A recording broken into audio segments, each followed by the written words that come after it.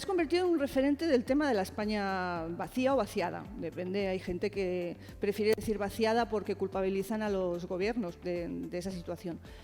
Quiero decir, si realmente eso te genera una responsabilidad, bueno, ser referente. Procuro que no. Yo lo que hice fue escribir un libro que ha tenido muchísimo eco y que ha dado nombre o ha permitido hablar, yo creo que de una realidad, porque cuando pones nombre a algo que es difuso, a algo que a lo mejor estaba bien contado desde el ámbito de la academia, pero en fin, que era difícil saber a qué nos referíamos. Con la España vacía se agrupa, todo el mundo entiende a qué nos referimos, todo el mundo sabe a qué realidad y a qué parte del país y a qué parte de la historia nos referimos de una forma muy instantánea y muy intuitiva, ¿no? Con lo cual ha permitido que se establezca una conversación que yo creo que en España teníamos pendiente, ¿no? Eso sí que es verdad, pero yo he sido el detonante. Yo considero que mi libro es el detonante y un poco también en parte por suerte y por casualidad, porque creo que llegó en el momento en el que ese debate estaba a punto de bullir y lo único que necesitaba era que alguien le pusiera nombre, era que alguien pudiera poner palabras en común para que esa conversación pudiera tener lugar, porque si no parecía que estábamos hablando de cosas distintas cuando en realidad estábamos hablando de lo mismo. Y a partir de ahí, pues bueno, yo he intentado, he participado mucho, evidentemente, he estado en todos los foros en los que se me invitan, he escrito muchísimo, he escrito 2 libros, posteriormente con el mismo sintagma, pero no me siento responsable porque he estado al margen de todo lo que tiene que ver con la movida política, todo lo que tiene que ver con el debate, con las instituciones que se han creado, por ejemplo, pues yo conocía al director general del reto demográfico, al que está llevando dentro de la vicepresidencia todas las cuestiones de la despoblación. Lo conocí hace un par de meses, no nos habíamos tratado, ¿no? Y no tengo conexión ni con los movimientos, ni con las instituciones, ni con el gobierno. Sigo siendo un escritor, sigo siendo un señor que dice cosas, un señor que escribe cosas, y en ese sentido pues intento mantenerme en mi lugar, que creo que es el que me corresponde y en el que yo he elegido estar, y desde el que yo quiero hablar y desde el que yo quiero participar en la sociedad, ¿no? Con lo cual, bueno, te abruma cuando lo piensas mucho, pero como no me paro mucho a pensarlo, tampoco es algo que me afecte ni me condicione mucho lo que escribo y lo que digo. ¿Y por qué te decidiste? Quiero decir, el último libro, El Atlas Sentimental, pues como su nombre indica, pues da ese acento sentimental, pero ¿te gustaba, te atraía vinculaciones familiares? Explícanos un poco por qué decides que lo tuyo es coger la mochila, irte a hacer camino, hacer calle, como decimos los periodistas. O sea, ¿qué es lo que te llevó? Bueno, yo era periodista, no sé si se pierde la condición de periodista en algún momento, no sé si es como un sacerdocio que ya no lo pierdes nunca cuando lo has sido, o en algún momento te puedes salir. Yo no ejerzo el periodismo como tal, pero sí que he sido periodista, y la España vacía viene de mi trabajo periodístico, es decir, viene de ahí. No es una decisión, no es que un día de repente diga voy a escribir este libro, voy a echarme la mochila como la bordeta y hacer... No, el libro es más bien al contrario, es un decantado de muchos años, es el resumen o la culminación de muchos años de recorrer el país, de leerlo, de pensarlo, de intentar madurar todas las reflexiones que hay en el libro, sin saber que estaba escribiendo el libro, sin saber que... O sea, lo que intento es recoger el decantado de una obsesión de años, de una relación íntima que he tenido, sobre todo a través del trabajo, sobre todo a través del reporterismo, de salir por las mañanas con un fotógrafo y contar historias y buscarlas. Y el libro no es eso, el libro de la España vacía no es un libro periodístico, no es un libro ni de crónicas ni de viajes. Por eso he querido resarcirme un poco en el Atlas Sentimental de la España vacía, que ha salido ahora, cuando me encargaron el proyecto, que es un libro que se publica en Geoplaneta en una colección ilustrada y demás. Quise resarcirme para hacer lo que no hice en la España vacía, pero a la vez estaba en el germen de la España vacía, que era contar historias de sitios. Ir a un sitio, contar y ver, encontrarte con con historias completamente marginales que parecía que no le importaban a nadie, con personajes interesantísimos que no salían en ningún sitio y sobre todo con unos paisajes que abrumaban y con una realidad que a mí me emocionaba mucho, me emociona desde siempre, o sea, desde siempre. A mí constatar el vacío del paisaje ibérico siempre me ha emocionado. Sin embargo, en La España vacía lo que recogí fueron unas reflexiones, las reflexiones que me motivaban toda esa vida.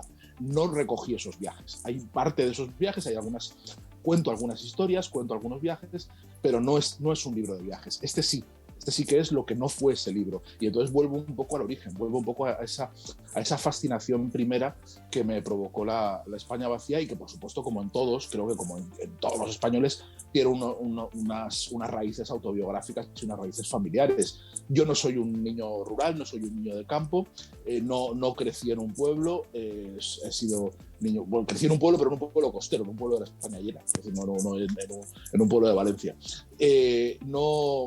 No tengo esa conexión íntima mía con la memoria rural, pero sí la tengo a través de mi familia, sí la tengo, por supuesto, las dos ramas de familia venían de Soria y de Aragón, de lugares que son muy vacíos, de pueblos que están a punto de desaparecer y algunos en los que yo he pasado veranos y con los que sabía que mi familia, mis padres, mis tíos, mis abuelos tenían una conexión muy íntima.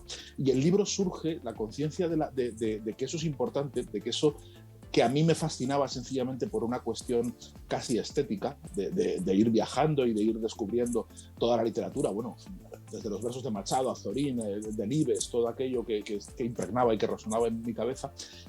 La idea o sea, el resorte que tengo yo para escribir La España vacía tiene que ver con mi abuelo, tiene que ver con el descubrimiento que hago en un libro que le dedico, que se llama Lo que a nadie le importa, que es anterior a La España vacía, una novela en la cual cuento cómo mi abuelo, después de pasar toda su vida en Madrid, toda su vida como urbanita y de no haber tenido una infancia campesina, porque él ya salió del pueblo, los campesinos eran sus padres, mis bisabuelos, cuando se jubila se retira a su pueblo, al pueblo de la familia, que es una aldeíta muy pequeña, una aldeíta de 100 habitantes que está a punto de desaparecer, que se llama Bubierca.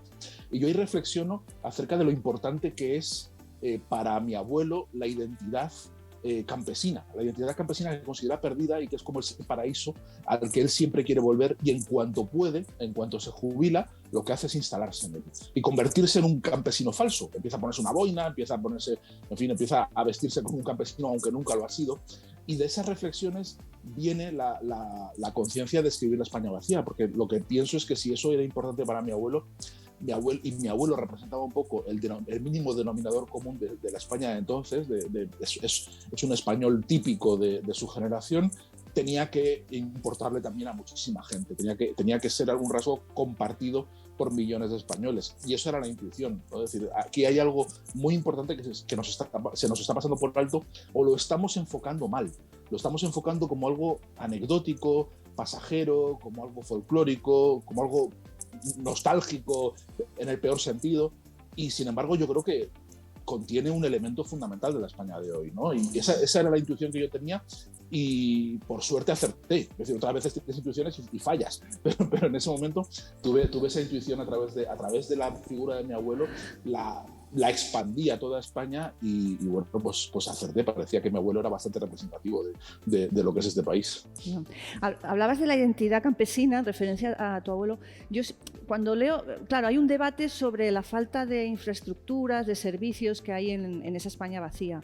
Pero ¿cómo se puede encontrar el equilibrio entre, digamos, mantener esa esencia, esa identidad y no de pronto, pues que, no, digamos, empezar ahí como iba a decir colonizar, pero es muy feo, sino, bueno, empezar a convertir todas esas zonas en una ciudad más? O sea, ¿crees que es difícil mantener ese equilibrio entre mantener la identidad y luego también las personas que viven allí, pues eso, que tengan sus servicios y sus... Digamos, que ese olvido, solucionar ese olvido, pero sin perder la esencia, por así decirlo. Yo parto de la convicción de que las identidades no son las identidades culturales en ese sentido, basadas en la tradición, no son importantes, que es más importante otras cosas, que en la escala de valores sociales que debemos establecer es mucho más importante la democracia, el progreso y el bienestar, muchísimo más importantes. Y que si las tradiciones deben ceder lugar para que avance el progreso y se instale una sociedad democrática y podamos vivir en el presente y no en un pasado idealizado, pues las tradiciones se tienen que ir al carajo, no pasa nada. Si no hay que lamentarlo. No creo que preservar un modo de vida o una forma de memoria o un simulacro de folclore sea tan importante como para renunciar a las ventajas de vivir con la tecnología y con los avances con el bienestar y con los derechos democráticos que merece una sociedad democrática. Por eso yo siempre digo que el problema fundamental no trata tanto de pérdidas de identidad, ni de derechos, ni de falta de servicios, que lo hay falta de servicios, pero menos de lo que se dice. Es decir, realmente el Estado está mucho más presente, no es una España abandonada en ningún caso, no lo es una España de segunda división, si decimos, tiene unas prestaciones menores, evidentemente, pero no está abandonada, no está dejada de la mano de Dios. O sea, tú enciendes un interruptor en cualquier lugar de España y va a haber luz, y hay teléfono, y hay todos los servicios básicos, y las cartas llegan y todo llega, quiero decir, incluso la cobertura sanitaria, aunque sea de otra calidad.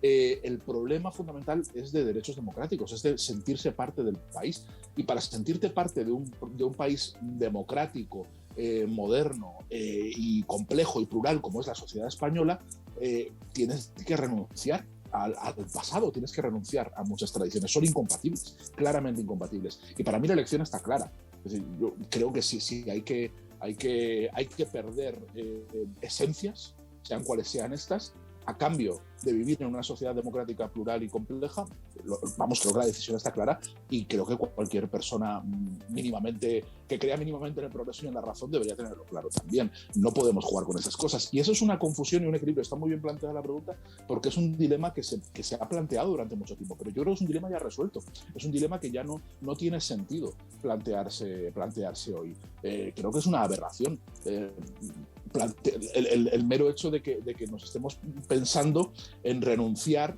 a cualquier derecho que nos asiste como ciudadanos democráticos por el mero hecho de conservar unas tradiciones que en la mayoría de los casos están ya perdidas y pertenecen a otro mundo, a un mundo que ha desaparecido, y que no pasa nada. Quiero decir, que lo podemos echar de menos, lo podemos recrear, lo podemos sentir nostalgia por él, evidentemente, pero es algo que está perdido y debemos asumir que ha perdido y que ahora vivimos en otro mundo.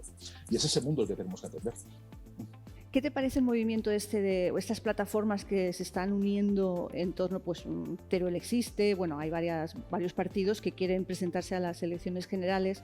Antes te hablaba de Pedro Ballín, que él consideraba que es un movimiento más sofisticado de lo que la gente se piensa, que habrá gente que crea que bueno, son los que defienden el terruño, pero no, él decía que cuidado, que por un lado se puede frenar a Vox, por otro PP y PSOE pueden estar preocupados, y que puede incluso, decía él, sustituir en preocupación al proceso independentista. O sea que para PP y PSOE ahora el foco estaba ahí. Sí. ¿Cómo lo ves tú eso, esa confluencia que es posterior a tu libro, quiero decir, ¿no? Pero bueno.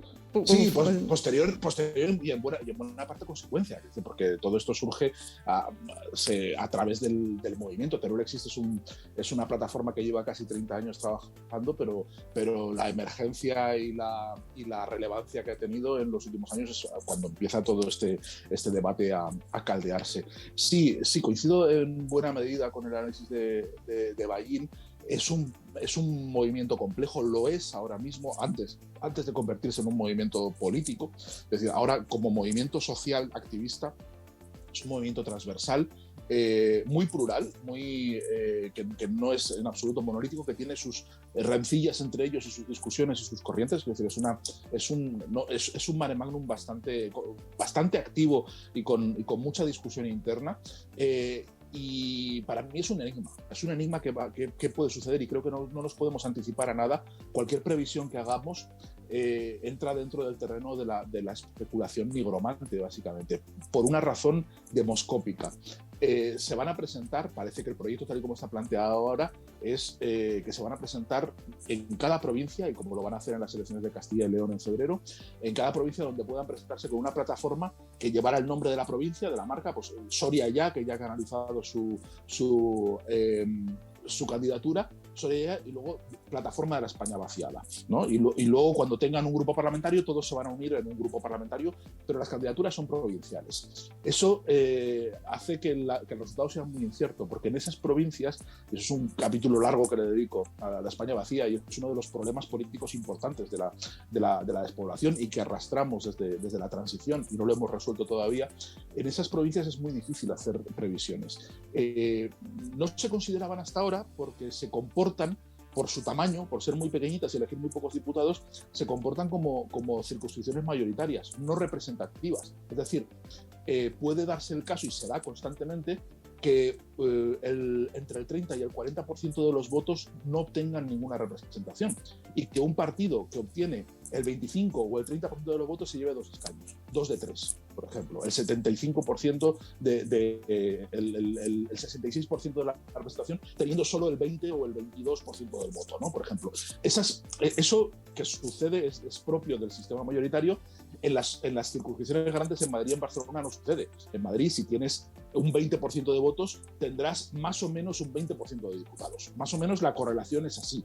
En estas provincias no pasa eso. ¿Eso qué hace? Hace que las encuestas sean inútiles, que es muy difícil anticiparse al resultado, porque depende del sistema de restos, depende de muchas variables que las encuestas no pueden anticipar, porque para anticiparlo habría que hacer encuestas en cada provincia, y eso no lo va a hacer ningún medio. O sea, nadie puede pagar ese estudio demoscópico, ni los propios partidos políticos pueden. O sea, los estudios son nacionales. Entonces, esas proyecciones que se están haciendo, que algunas encuestas dicen que les dan 15 diputados en las provincias, son totalmente ficticias. Pueden ser 15 o pueden ser 1, con el mismo número de votos o con votos muy parecidos, en función de cómo oscile. Con lo cual, no sabemos cómo va a afectar. Y dependerá mucho del resultado electoral y del resultado de escaños que tengan, cómo se va a transformar el fenómeno y cómo va a influir en la política.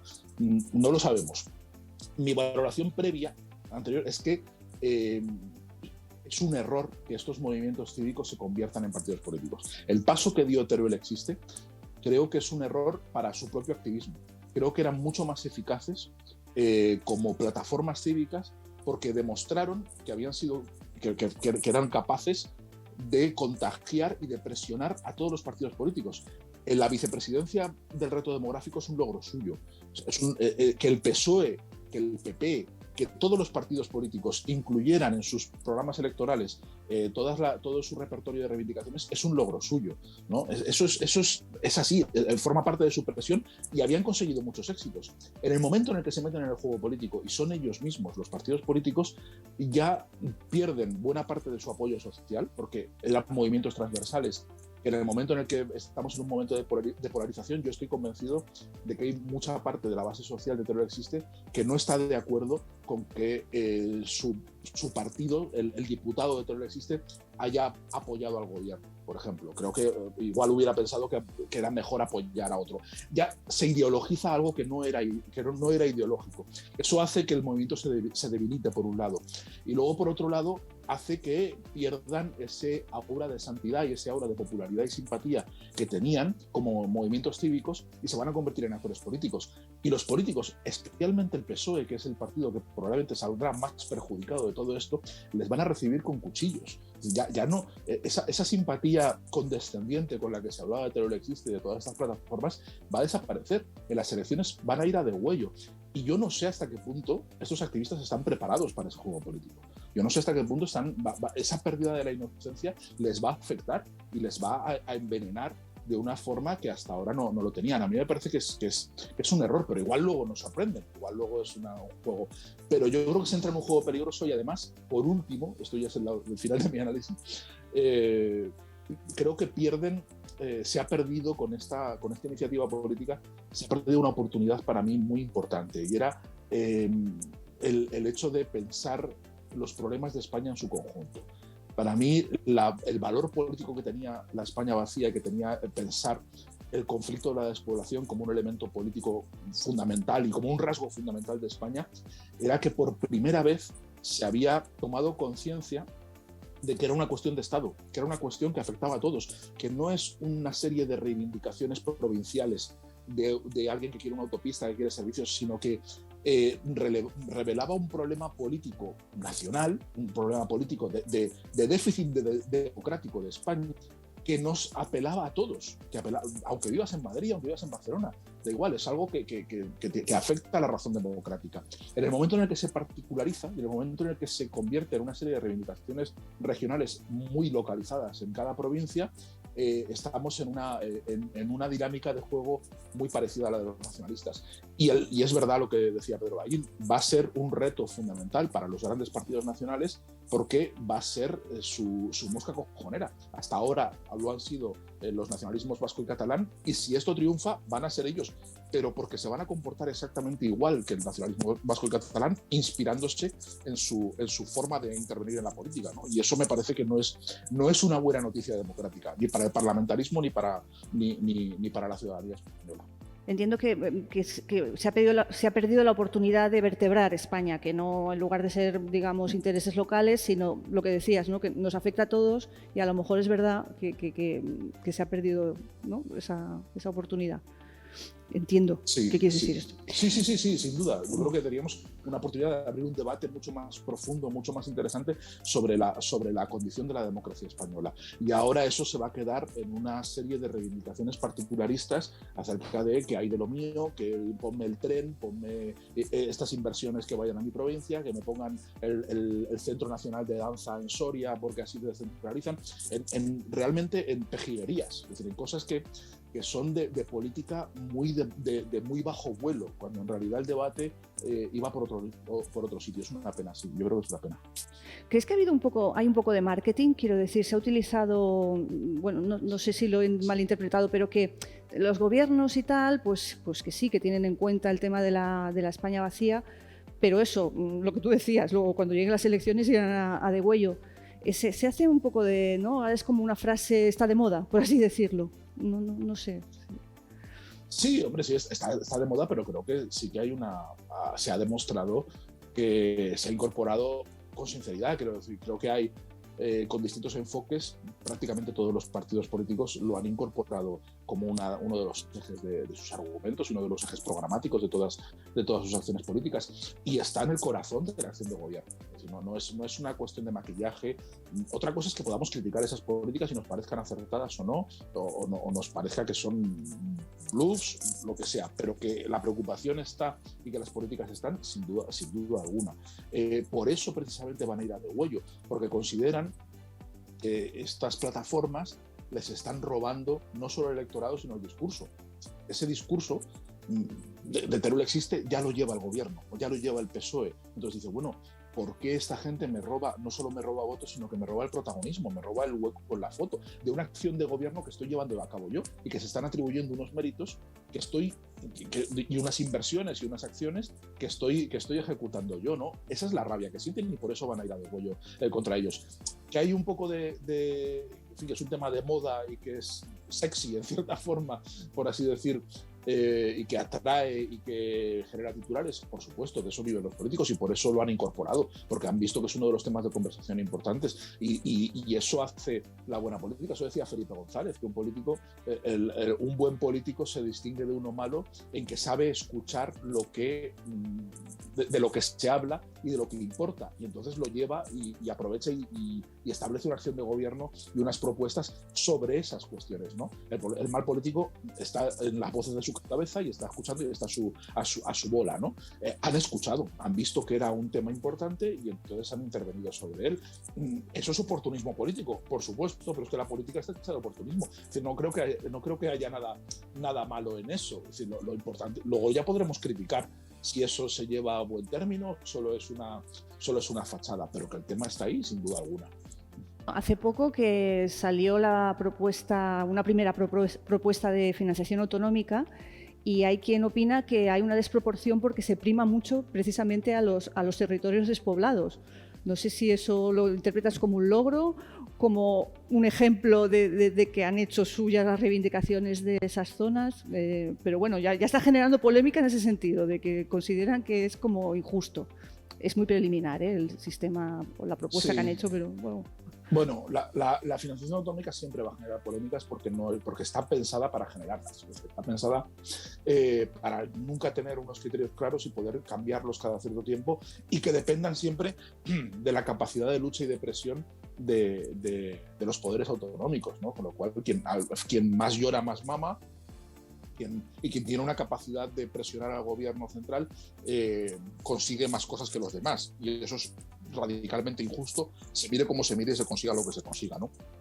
Esto no sé si es un logro, esto es una reivindicación que algunos presidentes autonómicos, que algunos varones, sobre todo del PSOE, pero también del PP, llevaban tiempo exigiendo y se habían coaligado en una serie de foro alternativo de las comunidades más despobladas para hacer un lobby político y presionar al gobierno para conseguirlo. Y uno de los abanderados es Javier Lambán, el presidente de Aragón, que se lo ha apuntado como un logro fundamental. Es probablemente el mayor logro político que ha tenido en su carrera, porque era su bandera y desde, en fin, la razón de ser de su carrera política, que se cambiaran los criterios tanto de financiación como de asignación de los fondos europeos y se tuviera en cuenta la despoblación. Yo creo que es una polémica estéril, de corto recorrido. Es decir, que lo que está eludiendo esa polémica es una discusión mucho más profunda y más a fondo, que tiene que ver con el modelo de Estado.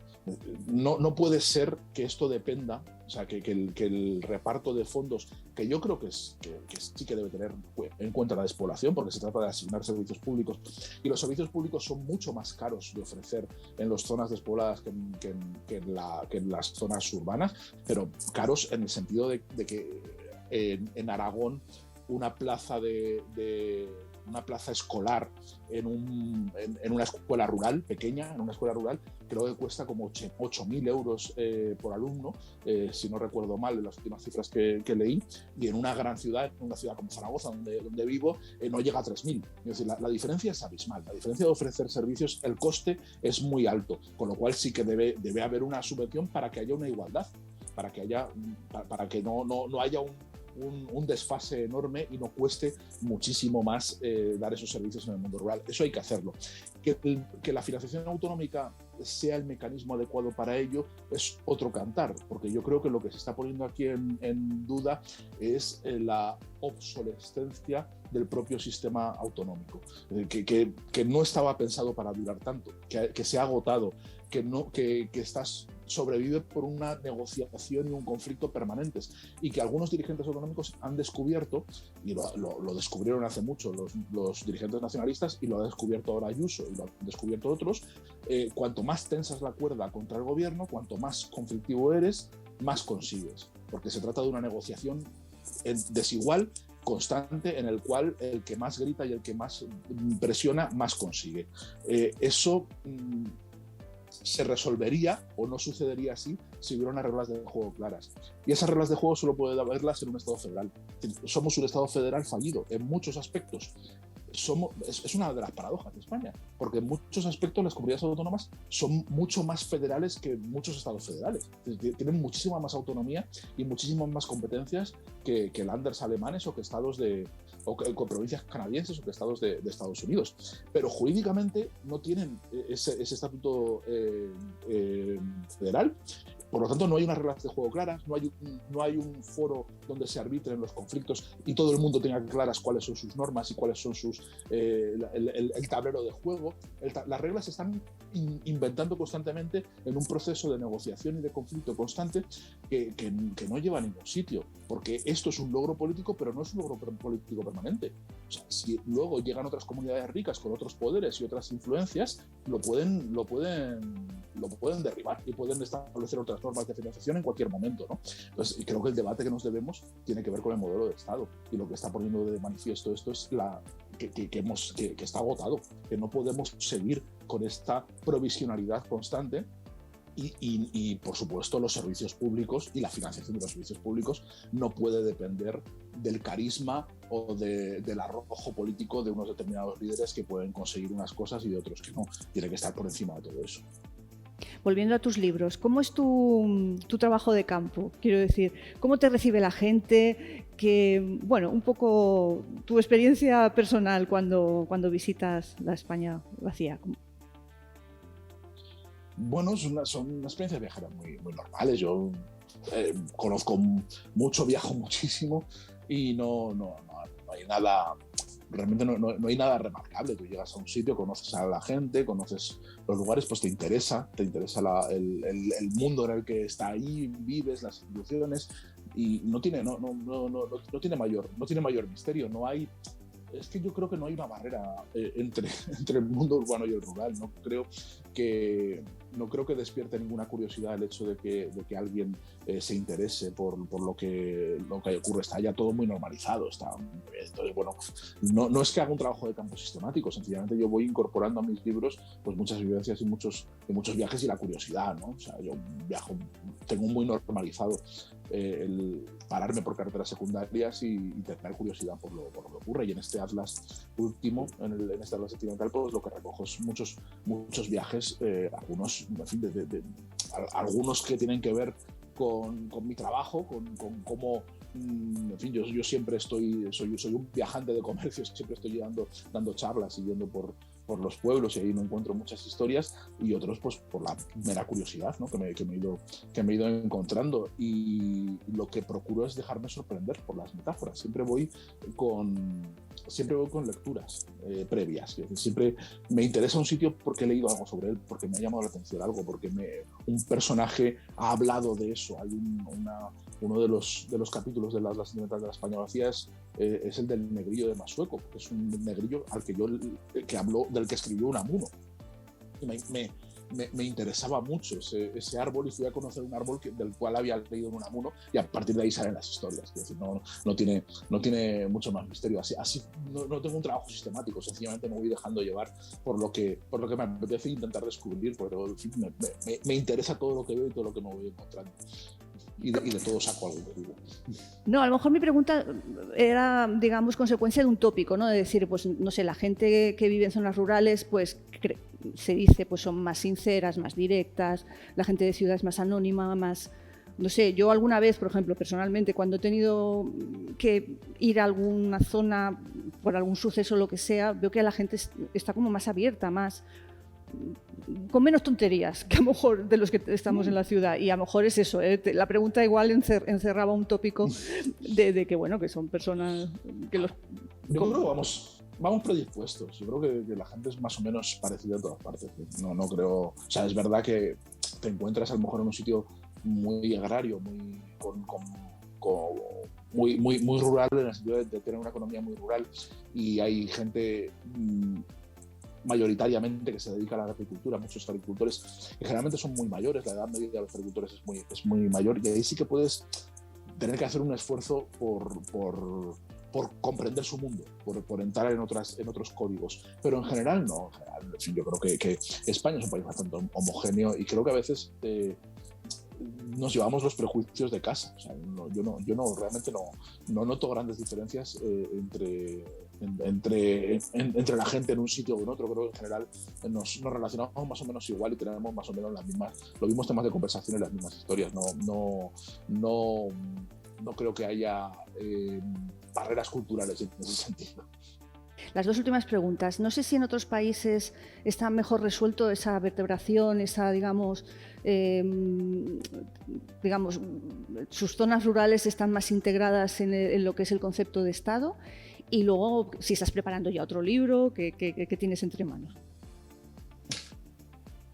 Bueno, hay ejemplos en Europa, sí. O sea, fíjate, teniendo muchísimos problemas, que los tiene, pero Francia es probablemente el ejemplo en Europa de el único país donde el campesinado ha sido tradicionalmente una fuerza política muy importante, que ha condicionado la estructura del Estado, y que está integrada dentro de, es decir, mantiene eso que decías al principio de cómo mantener esa identidad y a la vez estar integrado dentro del país. Bueno, pues en Francia hasta ahora lo teníamos menos resuelto.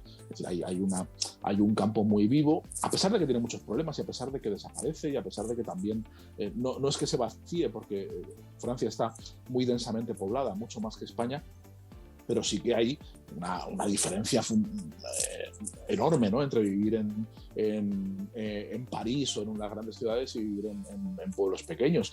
Y es un país muy centralista, evidentemente, pero sí que es verdad que tiene muy en cuenta toda esa población y está mucho más integrada dentro del propio país, forma parte del cuerpo del país. En ningún sitio de Francia te sientes fuera de Francia o sientes que estás dejado de la mano de Dios, es muy difícil eso. Pero aún así también, es decir, también se notan las presiones de la globalización, la hiperurbanización, el abandono y la decadencia de la cultura campesina también está presente en Francia, en mucho menor medida. Lo que sucede en España no es algo que no suceda en otros sitios, sucede en casi todos. Lo que pasa es que sucede de una forma mucho más dramática y acentuada. Es decir, aquí las cifras superan con mucho a la media europea, lo cual hace que sea una excepción. Siempre se dice que España no es diferente del resto de Europa, salvo por una magnitud económica, que es la del paro estructural, que el paro siempre es superior, bastante superior a la media europea, ¿no? Pero que el resto de indicadores y el resto de cosas hace que la sociedad española sea bastante parecida a la del resto de Europa. Pues sí, pero de nuevo aquí hay una excepción, y la excepción es que esa despoblación, ese desequilibrio demográfico y ese descuelgue de la cultura campesina en España es sensiblemente menor que en otros países, ¿no? Pero eso no quiere decir que en otros países no suceda. Lo que pasa es que se nota menos. No es un elemento de conflicto ni algo que llame la atención de una forma tan grande como en España. Y en cuanto a la pregunta de si estoy escribiendo algo, sí, estoy ahora con un libro que es narrativo, es una novela, pero también tendrá partes ensayísticas, que tiene que ver con la historia de España reciente, con una figura política muy importante, y con ello en ello estoy trabajando, estoy muy metido dentro de ello. Pues estaremos muy pendientes.